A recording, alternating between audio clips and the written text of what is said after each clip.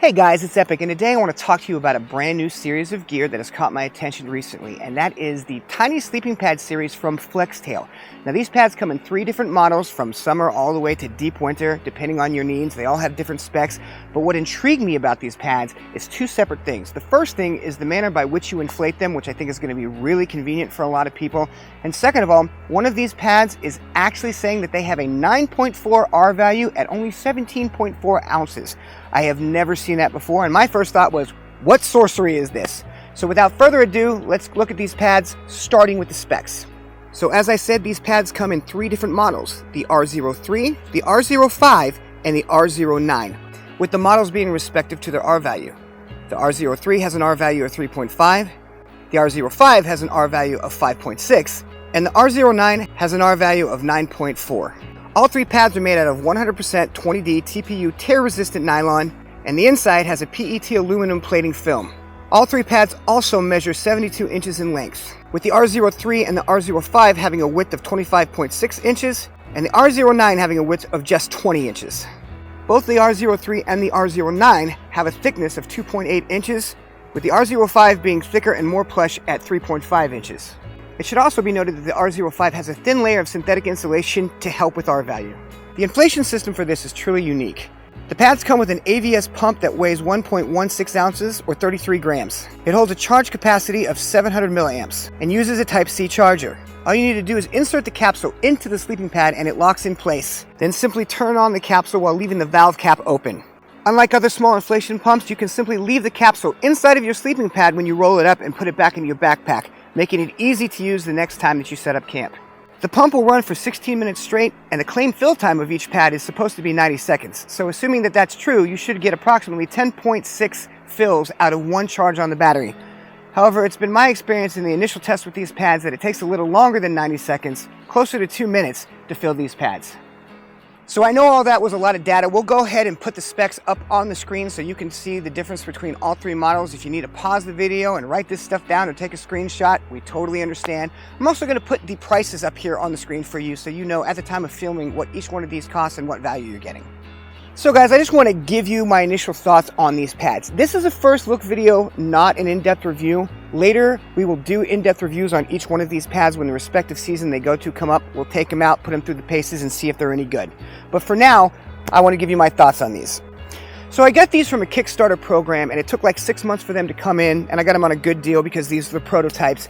And I was initially confused about them a little bit because I had 2 pads on each end of the spectrum, the R03 and the R09, and both of them had the same loft and they were close to the same weight. And then I had this R5 pad in the middle that was this big, fluffy, puffy, took up more volume in the pack pad, and I couldn't figure out why they were designed that way. And once I started messing with them, what I realized is that the R03, like you would imagine, is for, it's a 3-season pad.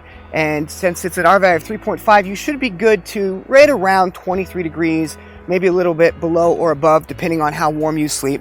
And when I laid on it, it was much more comfortable than like the Neo Air X-Lite, and it doesn't make that crinkling noise that annoys the crap out of everybody who's ever owned one. If you have one, you know what I'm talking about. It reminds me more of the comfort and feel that you get off like the big Agnes Q cores. It's actually very comfortable to sleep on, and since it's 25.6 inches wide, it actually gives you plenty of room for wide shoulders like mine, and plenty of room to roll over back and forth without your butt hanging off the pad. Also, when I rolled over to my side, I didn't notice that my hip was hitting the ground, which is a problem that I have with thinner pads. So that was great. Once I got to the other 2 pads, both of them are rated for winter, but the R5 is a much bigger, thicker pad than the one that's 9.4.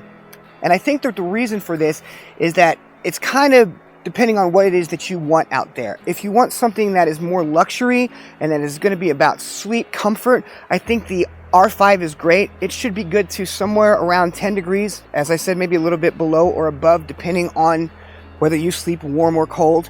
It's got some synthetic insulation inside of it that helps with that R value. Me and my daughter played around on it. We laid on it. We thought it was really, really comfortable. I definitely can tell you that you would get a great night's sleep on that, just about no matter who you are. However, it is a little bit bulkier and a little bit heavier. It's the heaviest pad in here, and it also has a profile that's a lot bigger, so it's going to take up more volume in your pack. So if you're carrying a 40-liter pack, this might not be your favorite. If you are a gram weenie and you're trying to save weight, this might not be your priority. If you prioritize comfort over weight and volume, then this pad will be great for you. If you are a thru hiker who is counting every ounce and every gram, and you're going out during the cold season, I know that people on the Appalachian Trail are going out earlier and earlier, some of them as early as January, and it gets cold in Georgia in January. The 9.4 R value pad might be good. Now, it's only 20 inches and it's a mummy pad, which means you're not going to have a lot of rolling around room. It's definitely a thinner pad, 2.8 inches. I mean, that's not super thin, but it's not as thick as the other pad, which is much more plush. But it'll get you through. If you're using a tent and you're laying on the ground, this pad had to make a few sacrifices in order for it to get to 9.4 R value and still be as light as it is. So if you're counting ounces and you still don't want to freeze from conduction from the ground, I think the R09 would be great. The R05 if you're prioritizing comfort in the wintertime, and the R03 is going to be a great 3-season pad. And I mean, that's going to be good for me in my summer bear hunting. It's going to be good for the peak season for backpacking. I think that these pads are going to be really good. I'm really hoping that they do what they say, but we haven't got a lot of field tests on them yet in proper conditions. I'm curious to find out if that 9.4 R value holds. It should also be noted that I didn't get any of these pads to inflate in 90 seconds. It just didn't happen. It was closer to 2 minutes. I didn't put an exact timer on them. I just kind of looked at my watch as I was doing it. We will give exact timers for fill times when I do the in-depth reviews, but that'll be for another video. Well guys, that's all I have for you today. I hope that you enjoyed this video. Drop me a comment down below and tell me what you think of these pads. Do you love them? Do you hate them? Would you like to test them out for yourself? I'd really like to hear from you. If you like what we do, be sure to like and subscribe and hit the bell notification so you know when we make future content. You can also check us out on Instagram and consider supporting us on Patreon for bonus content. Now get off your butts and go play outside. Hi everyone, come and check out our new website epicoutdoors.com for hiking videos and tons of gear recommendations.